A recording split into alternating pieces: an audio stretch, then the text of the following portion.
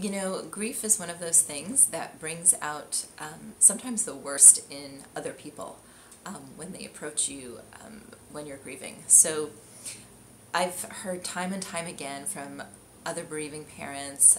I've had the experience after my loss of just hearing the most insensitive and idiotic things that people say, and I think people, often or times are well-meaning, but they don't know what to say. So I've heard things like, well, at least you can get pregnant, or, well, you can still have another child.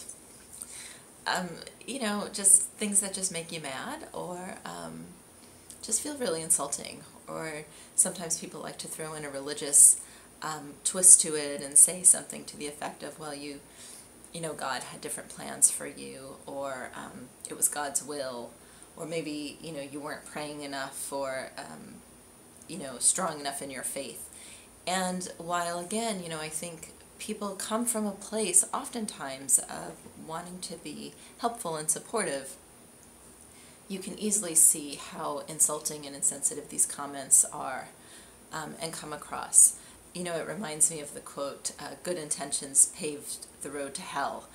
Again, just because someone's well-meaning doesn't mean that you're not going to have a reaction.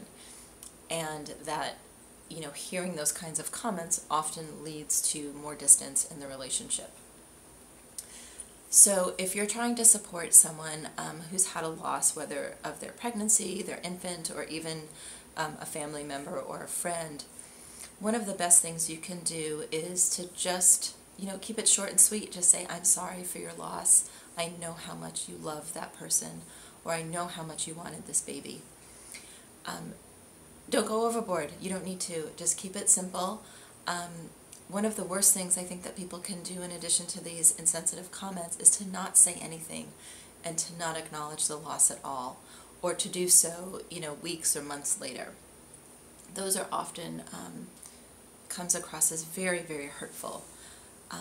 Even just sending a note saying, I'm thinking about you during this really, really hard time, I think goes a long way. Something that often people do, and I found myself doing this in the past as well, is saying to the person who's grieving or having a rough time for maybe some other reason, call me if you need anything. And again, I think we're well-meaning when we say that, but if you think about it, the person who's in pain is unlikely to be able to reach out. And so instead of saying, call me if you need me, be the one to reach out first. Don't worry about intruding. If the person doesn't want to talk, they won't respond, or they'll let you know that they don't want to talk. But to put the burden on them really just doesn't help anyone. And so I would say either don't say anything, or you reach out and just say, I'm thinking about you.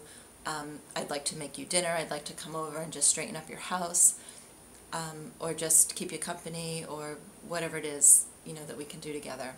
So those are a few things, ways I think that can go a long way in supporting someone who's grieving or really just recovering from any sort of traumatic experience. So I hope that helps. And if it's something that you feel like you need more help with or want more help with, feel free to visit my website at www.taramay.com and see if we might be able to have a conversation to see what might be most helpful for you. Okay, thanks for listening.